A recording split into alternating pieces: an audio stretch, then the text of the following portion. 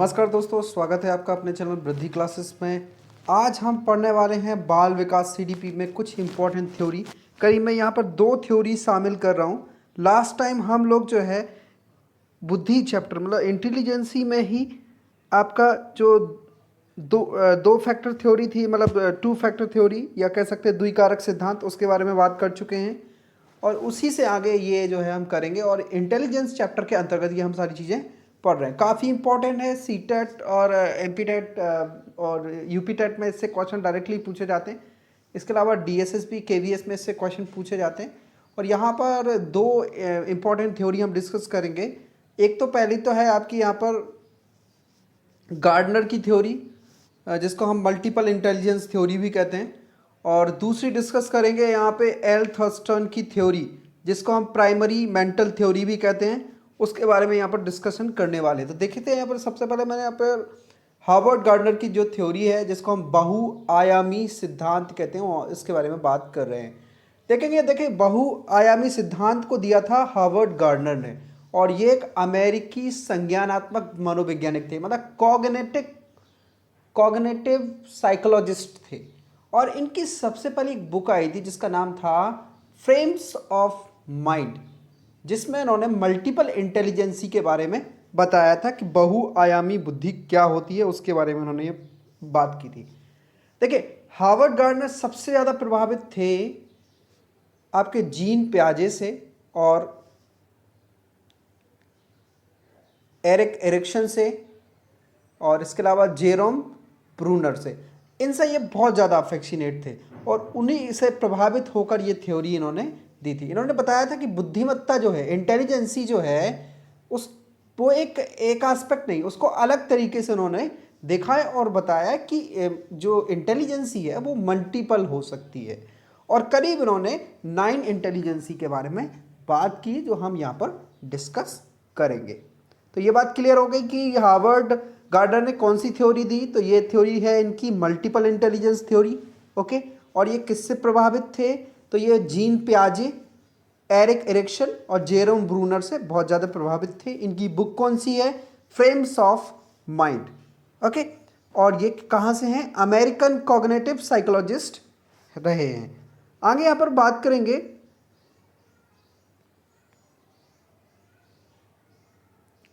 ये वो 8 multiple intelligence हैं जिसके बारे में इन्होंने बताया। देखिए, पिक्चर में आपको यहाँ पर पहले डायग्राम में दिख रहा है यहाँ पर कि एक लड़की जो है कुछ ड्रॉ कर रही है, ठीक है, जिसको हम कहते हैं विजुअल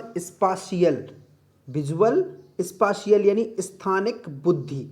इसमें देखिए क्या होता है कि इस तरीके की इंटेलिजेंसी का उपयोग अंतरिक्ष यात्रा के दौरान मानसिक कल्पनाओं का चित्र स्वरूप देने में किया जाता है।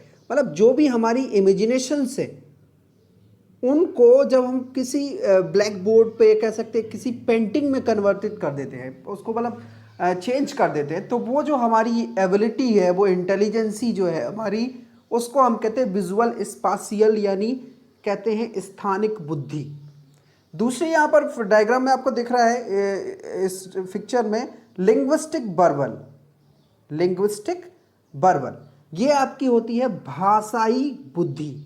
ठीक है, इसमें क्या होता है कि जो भी भाषा संबंधी क्षमता होती है उसका विकास होता है। देखिए, कई जो आपने देखेंगे मैथमेटिशियंस हैं या बहुत सारे फिजिक्स में लोगों ने कंसेप्ट दिए हैं, तो कुछ चीज़ें हमें समझने में प्रॉब्लम होती है, लेकिन वो भाषा के क्षेत्र में अगर हम बात करें, इतने ज़्यादा निपुण थे कि उस चीज़ को उन्होंने बहुत अच्छे से बताया। जैसे x² + y² इक्वल्स टू होता है z²। ये जो योग्यता आई, ये लिंग्विस्टिक वर्बल होने की वजह से आई, यानी भाषाई बुद्धि है।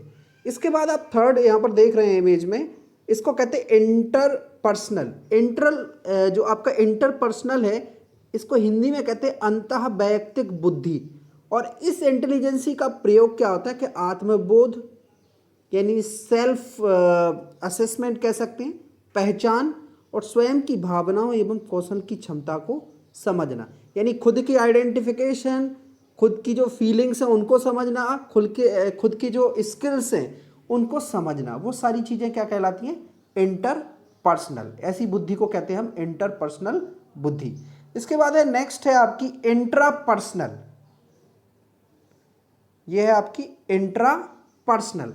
इंट्रापर्सनल को कहते हैं यहां पर अंतः पारस्परिक बुद्धि, यानी इस प्रकार के ज्ञान का उपयोग सामाजिक व्यवहार में होता है, यानी जो सोसाइटी में हम बिहेव करते हैं किसी के साथ, वहां पर जो हमारी बुद्धि यूज होती है वो होती है इंट्रापर्सनल। ओके, नेक्स्ट यहां पर आपको दिखाई दे रही है 4 इमेज और है। देखो वैसे 9 टाइप की हैं और लेकिन बहुत सारी बुक्स में 8 टाइप का बताया गया है इसको। ठीक है, 9 टाइप की क्या है वो इसके बारे में बात करूंगा अभी यहाँ पर आगे। फिर है लॉजिकल मैथमेटिकल। यहाँ पर ये आप देख रहे हैं स्क्रीन पर, ये आपकी जो है ये है लॉजिकल मैथमेटिकल। देखिए इसमें क्या होता है, इसको हम हिंदी में कहते हैं तार्किक गणितीय बुद्धि। देखिए जो भी हम कोई भी काम जो जिसमें हम लॉजिक और मैथ्स का यूज जिसमें होता है, ये कह सकते हैं कि बुद्धि का एक ऐसा अंग तार्किक योग्यता और गणितीय कार्यों में से जो जुड़ा होता है, यानी जिस चीज में भी हम मैथ्स का यूज करते हैं या लॉजिक लगाते हैं तो वहां पर हमारी कौन सी इंटेलिजेंसी का पता लगता है, लॉजिकल एंड मैथमेटिकल इंटेलिजेंसी का। इसके बाद है आपकी म्यूजिकल। अगर कोई संगीत में बहुत अच्छा है तो उसकी कौन सी बुद्धि काम कर रही है वहां पर, म्यूजिकल इंटेलिजेंसी। ठीक है, इसके बाद कोई जो होते हैं बॉडीली काइनेस्थेटिक। देखिए ये बॉडीली काइनेस्थेटिक का मतलब होता है शारीरिक गतिक बुद्धि। इसमें क्या होता है कि इस इंटेलिजेंसी का जो यूज है, जो भी सूक्ष्म और परिष्कृत समन्वय हैं उनके साथ शारीरिक गति से संबंधित कार्यों में होता है, जैसे सर्कस है, नृत्य है, व्यायाम है।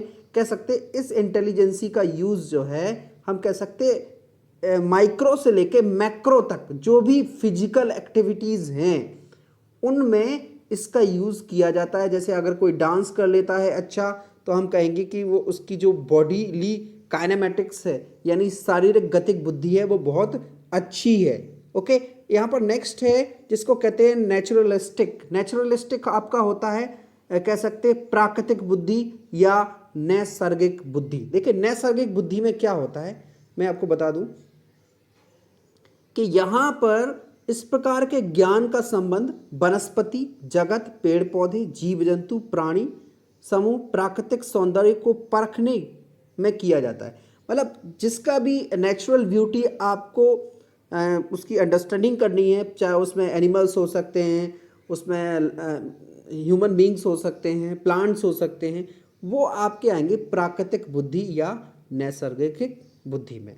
आगे यहाँ पे बात करेंगे हम कि इस थ्योरी में क्या क्या चीज़ें हैं और यहाँ पर जो थ्योरी मैंने आपको बताई, ये जो टाइप की इंटेलिजेंसी बताई, इस पे बात करते हैं। देखिए सबसे पहले एक भाषाई बुद्धि होती है।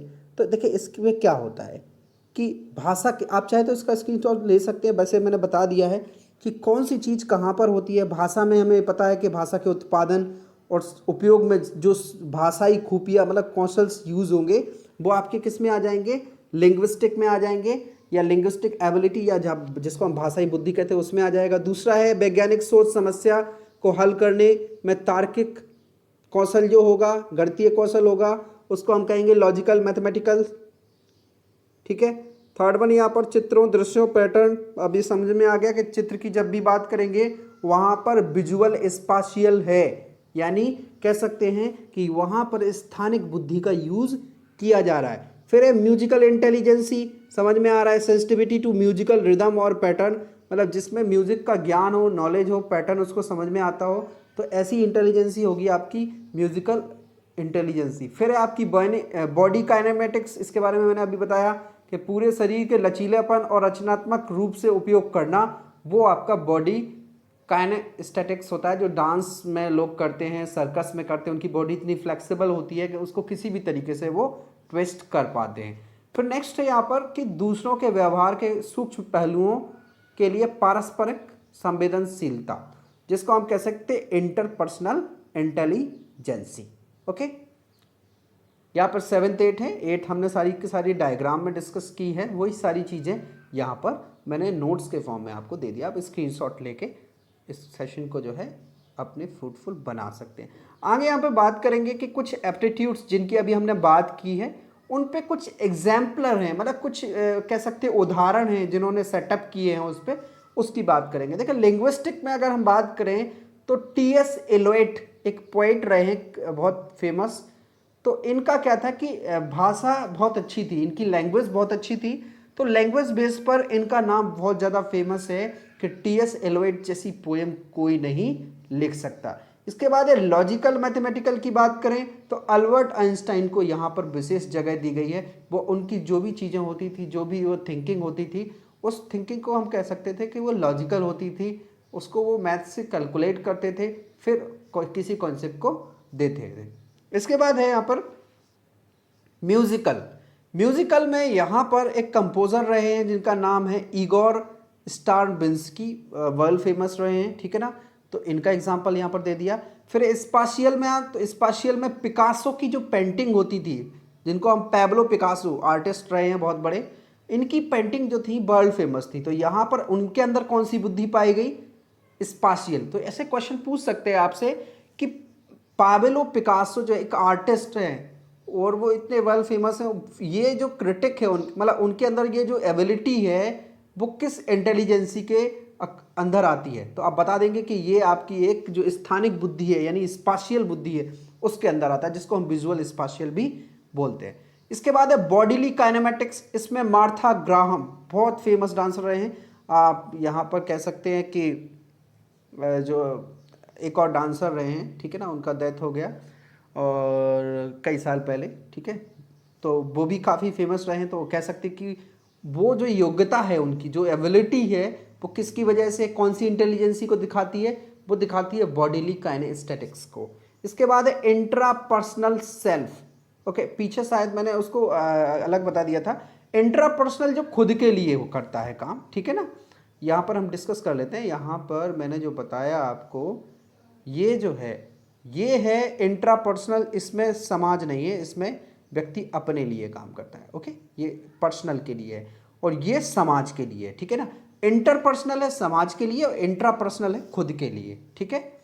ये आपको यहाँ पर याद रखना है।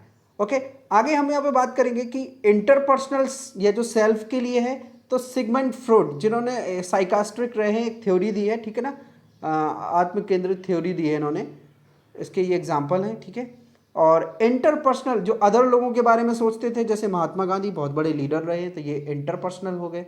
ओके, और नेचुरलिस्ट जो आपके नेचुरलिस्ट हैं उसमें है चार्ल्स डार्विन। आपने इनका डार्विनवाद का सिद्धांत पढ़ा ही होगा, जिसमें उन्होंने बताया था स्पेशली जो आपके एनिमल्स हैं उनकी बॉडी स्ट्रक्चर के बारे में उन्होंने बताया था, ठीक है, कि जो कुछ एनिमल्स होते हैं उनकी जो गर्दन होती है वो बचपन से होती है ऐसी, या जेनेटिक होती है, या प्रकृति से हो जाती है। तो उसके बारे में इन्होंने यहाँ पर एक सिद्धांत दिया था, यानी नेचर की जो भी खूबसूरती है उसको समझने के लिए जो कॉन्सेप्ट इन्होंने दिया था, उसकी सुंदरता को परखने के लिए जो कॉन्सेप्ट दिया था, ठीक है। तो इसीलिए यहाँ पर इनका एग्जाम्पल लिया गया कि जो नेचुरलिस्ट हैं, यानी जो कह सकते हैं कि नैसर्गिक बुद्धि के अंतर्गत जो आते हैं, उसमें चार्ल्स डार्विन बात बहुत ज़्यादा फेमस है। आगे यहाँ पर हम बात कर रहे हैं सेकंड थ्योरी है जो हमारी काफ़ी महत्वपूर्ण है। पहली थ्योरी हमने डिस्कस करी है, ठीक है। अब हम यहाँ पर सेकंड थ्योरी डिस्कस कर रहे हैं जो है आपकी लुइस एल थर्स्टन, जिनको प्राइमरी मेंटल एबिलिटी यानी प्राथमिक मानसिक योग्यता का जो सिद्धांत है वो दिया था लुइस एल थर्स्टन ने, ठीक है। यहाँ पर देखिए बात करते हैं हम इनकी इंटेलिजेंसी थ्योरी में क्या क्या इन्होंने दिया था।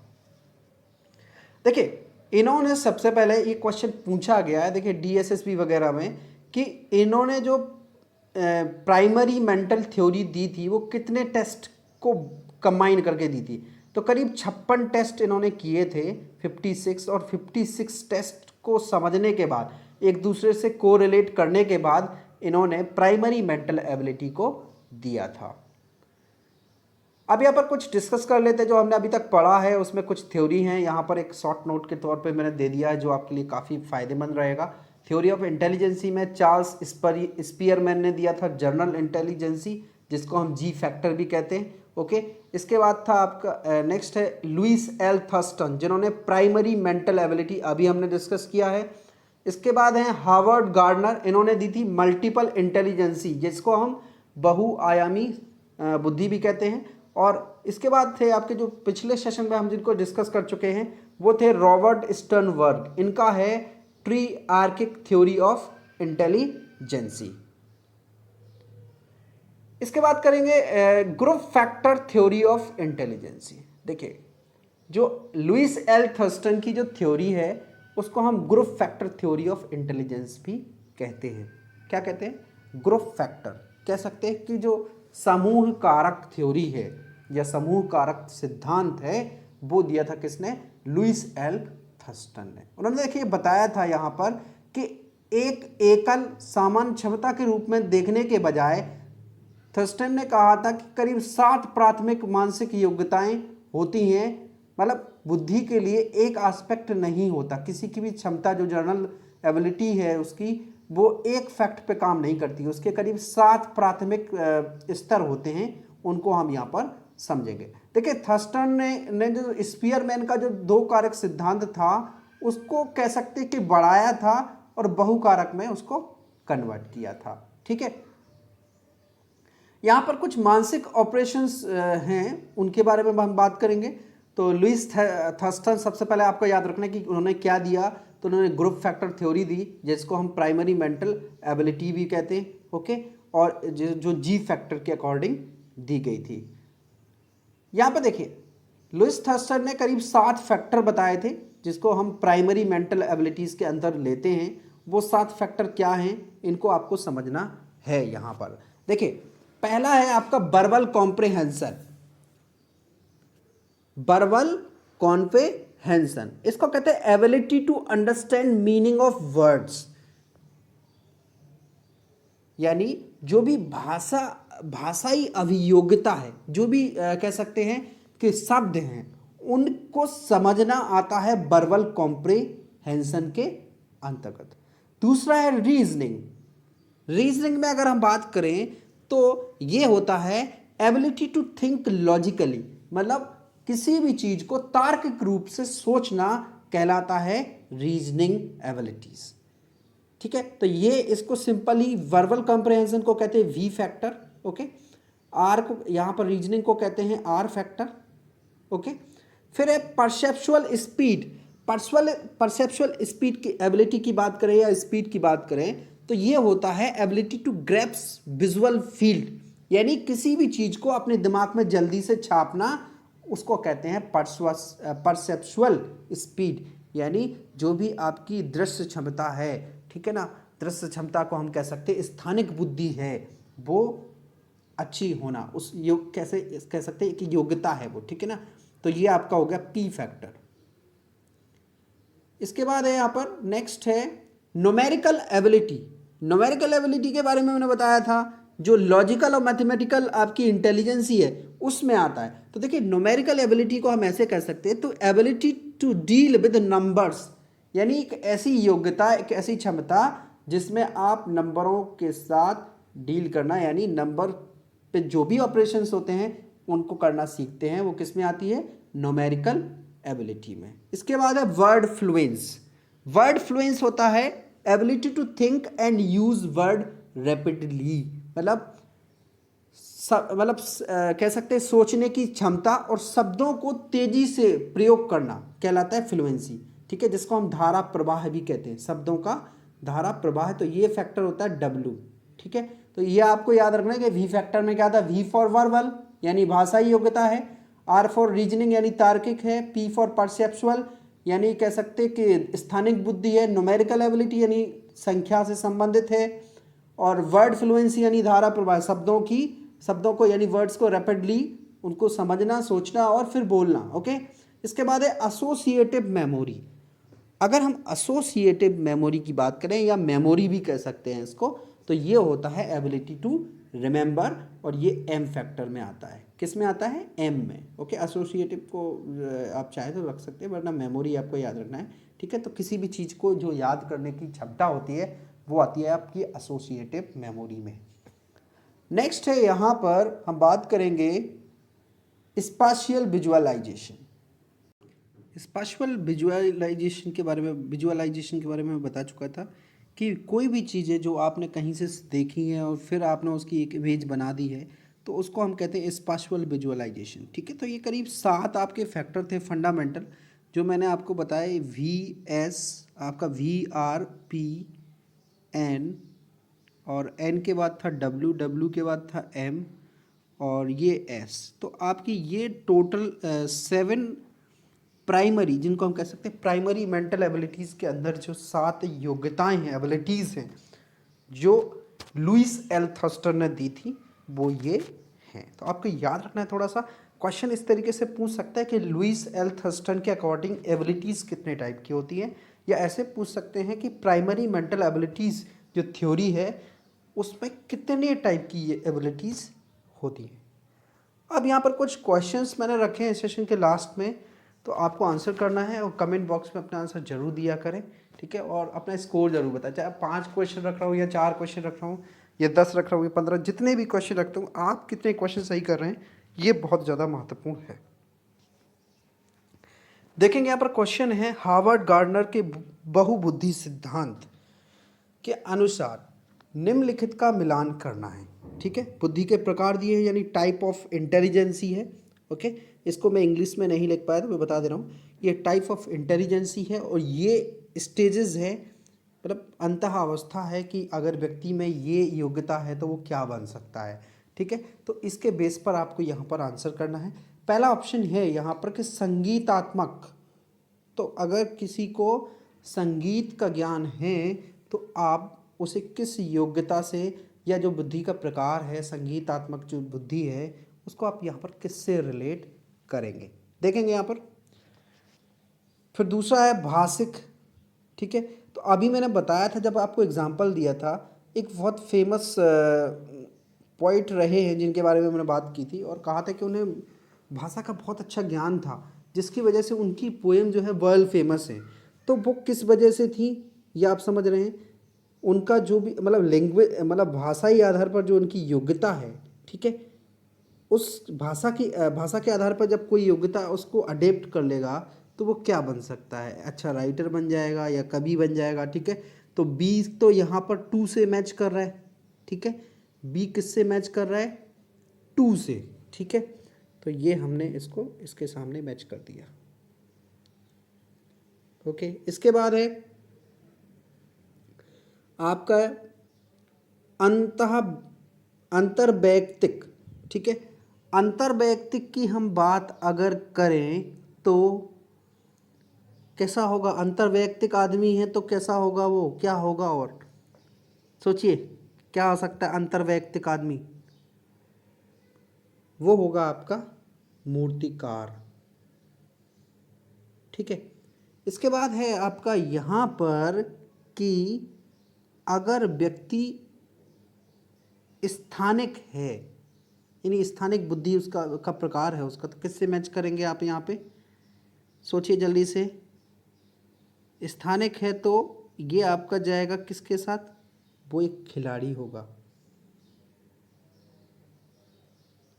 जिसको हम कहते हैं स्पाशियल। ठीक है,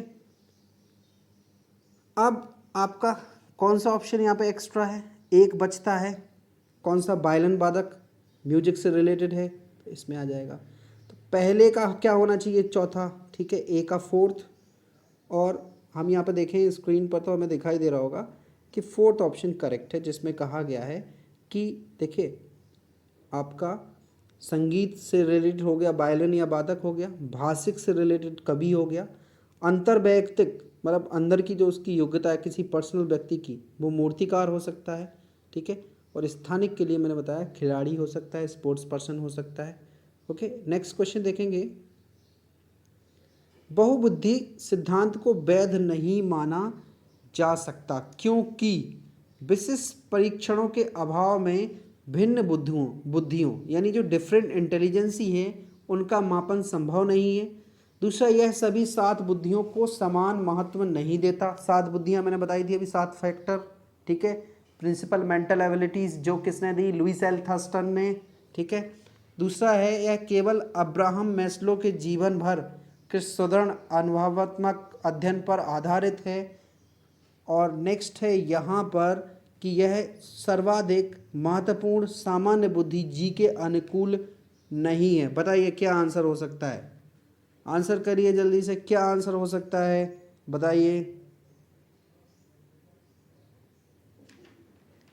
सोचिए क्या आंसर हो सकता है। देखिए क्या है कि जो बहुबुद्धि सिद्धांत है उस, देखो पहले दो फैक्टर थ्योरी थी, मतलब टू फैक्टर थ्योरी थी, उसको एनहेंस किया था, ठीक है, गार्डनर ने, और बहुबुद्धि का सिद्धांत दिया था।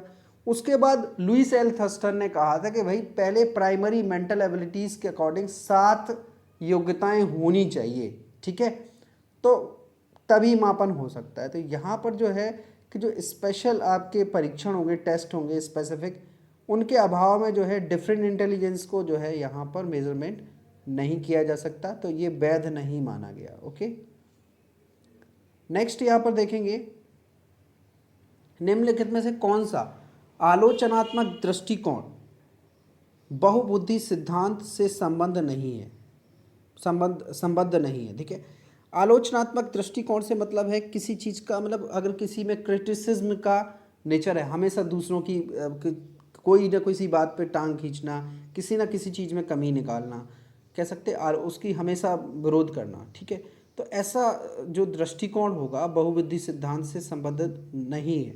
इसमें देखेंगे हम, यह शोधाधारित नहीं, विभिन्न बुद्धियों भिन्न भिन्न विद्यार्थियों के लिए विभिन्न पद्धतियों की मांग करती है। प्रतिभाशाली विद्यार्थी प्रायः एक क्षेत्र में ही अपनी विशिष्टता प्रदर्शित करते हैं। और चौथा है, इसका कोई अनुभवात्मक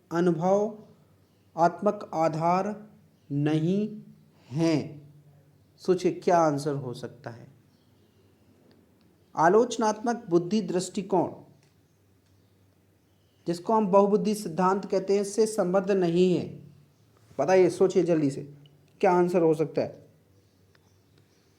तो देखिए वो कह रहे हैं आपसे कि निम्नलिखित में से कौन सा आलोचनात्मक दृष्टिकोण बहुबुद्धि सिद्धांत में नहीं आता।